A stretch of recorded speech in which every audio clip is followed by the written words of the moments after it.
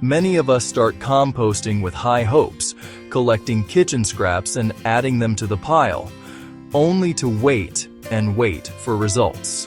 It can feel like those banana peels and coffee grounds are taking forever to break down. This slow pace is discouraging, and you might wonder if you're doing something wrong. But you're not alone. Most kitchen waste decomposes slowly if left as is.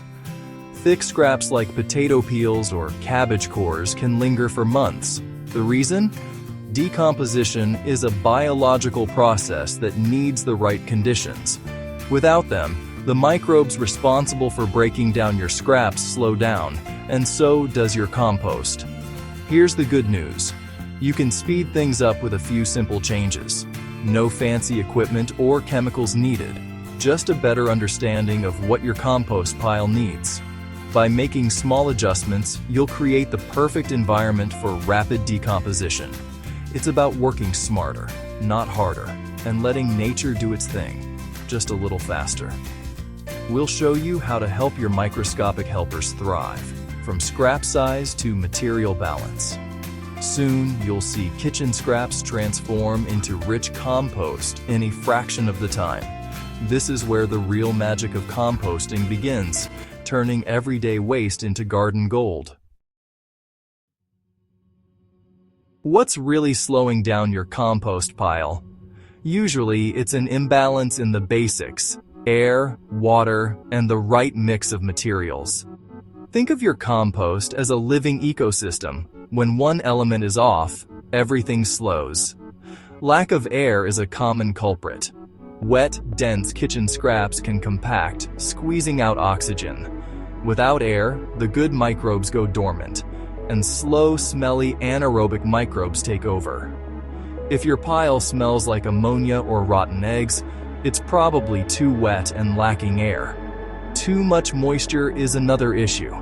Kitchen scraps are over 80% water, and without enough dry browns, your pile can get waterlogged. Excess moisture fills air pockets, creating the same anaerobic conditions. On the flip side, a dry pile means microbes can't function. Decomposition stalls. Finally, a pile made only of kitchen scraps lacks the carbon-rich browns microbes need for energy. It's like trying to build a house with only one material. You need a mix for a strong structure.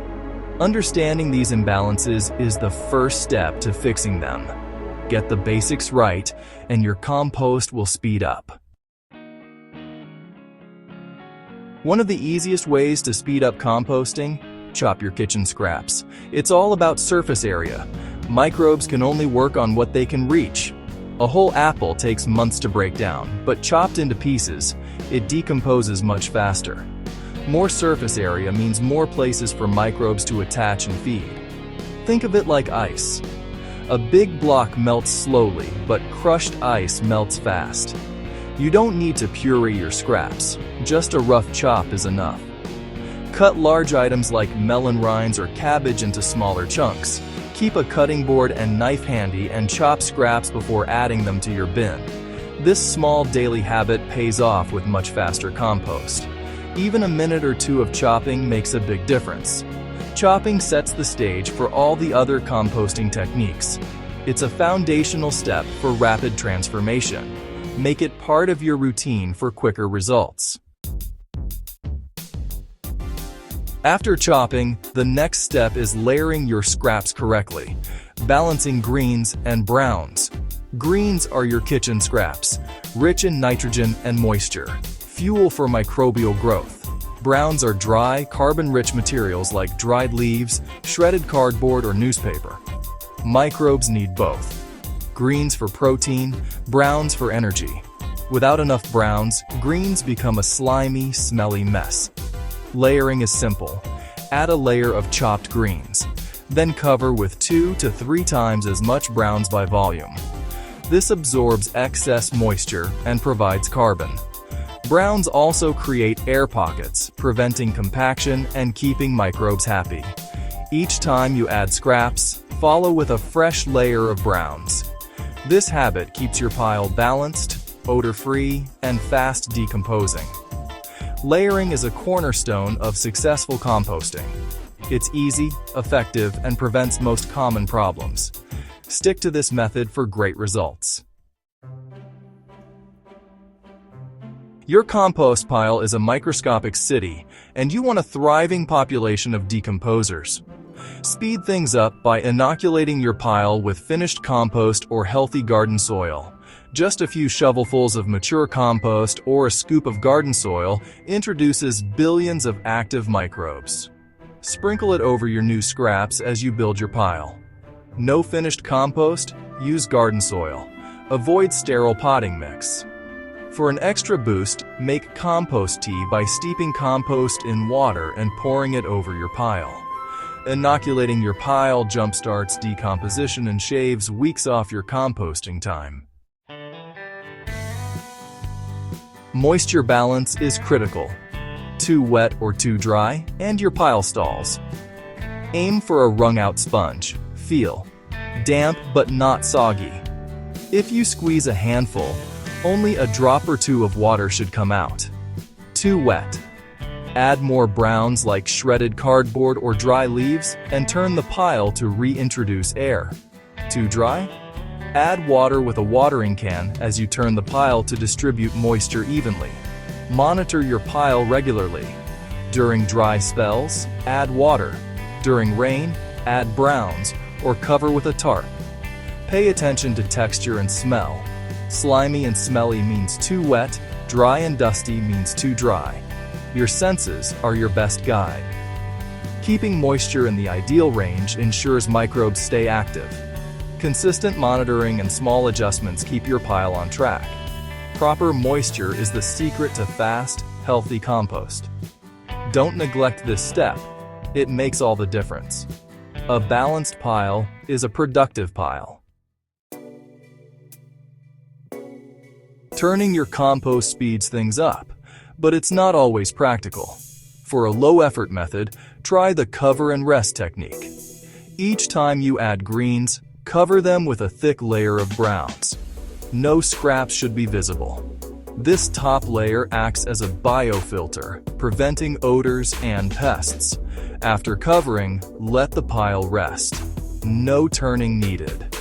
Good layering builds in air pockets for passive aeration. When the bin is full, cap with more browns and let it sit for a few months. Start a new pile while the first finishes. This method is easy, forgiving, and perfect for busy gardeners. How do you know your compost pile is thriving? First, check for heat. An active pile warms up in the center within days. You might see white, thread-like fungi. These are actinomycetes, expert decomposers. Their presence means your pile is maturing and breaking down tough materials. A healthy pile smells earthy and pleasant, not sour or rotten. Bad smells signal a problem, usually too little air or too much moisture. Watch for shrinking volume and disappearing scraps. Your pile should become dark and crumbly. When you can't recognize the original materials, you're on the right track. These signs show your efforts are paying off. Healthy compost is black gold for your garden. Fast composting isn't about working harder. It's about creating the right environment for microbes. Chopping scraps, layering greens and browns, inoculating with compost or soil, and managing moisture are simple steps that make a big difference.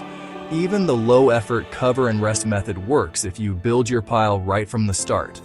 These techniques make composting accessible to everyone, regardless of time or ability.